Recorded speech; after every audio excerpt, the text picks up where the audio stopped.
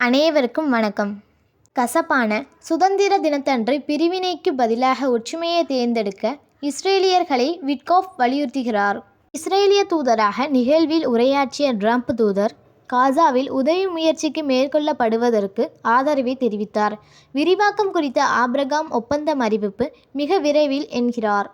வெள்ளை மாளிகையின் சிறப்பு தூதர் ஸ்டீவ் விட்காஃப் புதன்கிழமை மார்ச் 19, 2025 அன்று வாஷிங்டனில் உள்ள வெள்ளை மாளிகைக்கு வெளியே ஒரு தொலைக்காட்சி நேர்காணலின் போது பேசுகிறார். மத்திய கிழக்கிற்கான அமெரிக்க சிறப்பு தூதர் ஸ்டீவ் விட்காஃப் திங்கட்கிழமை வாஷிங்டனில் உள்ள இஸ்ரேலிய தூதரகத்தில் நடைபெற்ற ஒரு நிகழ்வில் 59 பணைய கைதிகள் காசாவில் சுரங்கங்களில் சிக்கித் தவிக்கும் நிலையில் கசப்பான சுதந்திர தின நிகழ்வில் உரையாற்றும் போது இஸ்ரேலியர்கள் பிரிவினைக்கு பதிலாக ஒற்றுமையை தேர்ந்தெடுக்க வேண்டும் என்று வலியுறுத்தினார்.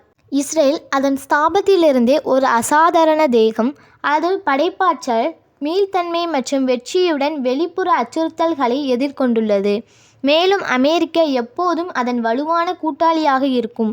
இருப்பினும் இஸ்ரேலின் பலம் அதன் ஒற்றுமையில் உள்ளது என்று விட்காஃப் கூறினார். கடந்த 20 மாதங்களில் எண்ணற்ற இஸ்ரேலியர்கள் ஏராளமான தியாகங்களை செய்துள்ளனர். அவர்களை கௌரவிக்கும் விதமாக இஸ்ரேலிய மக்கள் பிரிவினைக்கு பதிலாக ஒற்றுமையையும், கருத்து வேறுபாட்டிற்கு பதிலாக தொலைநோக்கியும், விரக்திக்கு பதிலாக நம்பிக்கையும் தேர்வு செய்யுமாறு நான் கேட்டுக்கொள்கிறேன். நீங்கள் அவ்வாறு செய்யும்போது இஸ்ரேலின் எதிர்காலம் எப்போதும் இல்லாத அளவுக்கு பிரகாசமாக பிரகாசிக்கும் என்று அவர் மேலும் கூறினார். இது ஒரு வெளிநாட்டு பிரமுகரை விட இஸ்ரேலிய ஜனாதிபதியின் சிறப்பியல்பு செய்தியாக இருந்தது. ட்ரம்ப் நிர்வாகத்தை பிரதிநிதித்துவப்படுத்தும் ஒரு செய்தி ஒருபுறம் இருக்கட்டும், இஸ்ரேலின் உள்நாட்டு விவகாரங்களில் எடைபோடுவதை பெரும்பாலும் தவிர்த்து வருகிறது.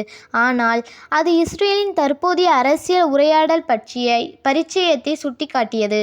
காசாவில் அதன் இராணுவ நடவடிக்கைகளை விரிவுபடுத்துவதற்கு அரசாங்கம் ஒப்புதல் அளித்துள்ள நிலையில் இது மேலும் சூடுபிடித்துள்ளது. இது இன்னும் உயிருடன் இருப்பதாக நம்பப்படும் 24 பணைய கைதிகளின் உயிருக்கு மேலும் ஆபத்தை ஏற்படுத்தக்கூடும்.